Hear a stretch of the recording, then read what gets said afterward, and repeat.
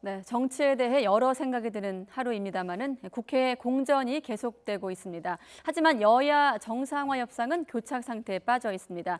구체적인 합의안을 놓고 이견을 보인 뒤에 좀처럼 합의점을 찾지 못하고 있는 상황입니다. 국회로 가보겠습니다. 김영수 기자. 네, 국회입니다. 네, 오늘도 특별한 소식이 없는 겁니까? 네, 일단 현재까지 민주당과 한국당 원내 지도부의 회동은 없었던 것으로 파악됐습니다. 민주당 이원욱 수석 부대표는 YTN과의 통화에서 오늘은 한국당 측과 전화 통화도 없었고 만나지도 않았다고 말했습니다. 구체적인 합의안을 놓고 여야가 이견을 보인 뒤에 협상이 교착 상태에 빠진 것으로 보입니다. 민주당 이인영 원내대표는 일방적 역지사지는 불가능하다면서 한국당을 재차 압박했습니다. 우리로서도 할 말이 없지 않습니다. 하지만 그것을 뒤로하고 시급한 민생과 경기 대응을 위해 나선 협상의 길이었습니다.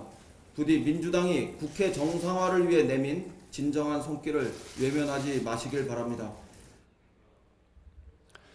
강원도에서 막바지 장외투쟁 일정을 소화하고 있는 자유한국당 역시 연일 강경 모드입니다. 나경원 원내대표는 강경 발언이 쏟아졌다는 민주당의 의원총회에 대해 여당이기를 포기한 것 같다고 맞섰습니다. 여당이 여당다운 여당이 아니라 야당 같은 여당의 길을 가려고 하는 것 아닌가 해서 안타깝다는 말씀을 드리겠습니다.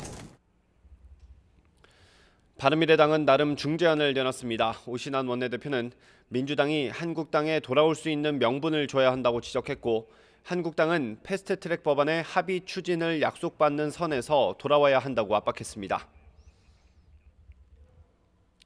자유한국당도 주말 서울 집회가 끝나면 장외투쟁 일정이 사실상 종료되므로 다음 주초가 적기라고 생각합니다. 3당 원내대표가 다시 만나 끝장 토론을 해서라도 접점을 찾아야 합니다. 네, 이렇게 각 당 원내대표들 입장이 확연한데 이 외교기밀 유출 논란을 놓고도 공방이 이어지고 있지 않습니까? 네, 그렇습니다. 먼저 민주당은 국가 정상 간의 통화 내용이 3급 기밀에 해당하는 만큼 책임자를 처벌해야 한다고 촉구했습니다. 특히 기밀 누설 행위를 조종하고 공모한 한국당 강효상 의원의 책임도 엄중하게 물어야 한다고 강조했습니다. 반면 한국당은 정부의 무능함을 비판한 것에 대한 보복이라면서 즉각 반발했습니다.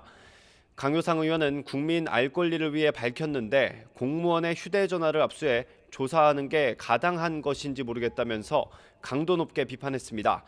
이어 청와대가 자신을 거짓말쟁이로 몰다가 거짓 브리핑을 했다는 게 드러났다면서 화살을 청와대로 돌렸습니다. 이런 가운데 국회 외교통일위원장인 한국당 윤상현 의원은 정부와 외교관, 정치 모두 국익을 해치는 무책임한 행동을 했다면서 싸잡아 비판했습니다. 윤 의원은 자신의 SNS를 통해 기밀 누설 사태를 심각하게 우려하고 있다면서 당파적 이익 때문에 국익을 해쳐서는 안 된다고 강조했습니다. 지금까지 국회에서 전해드렸습니다.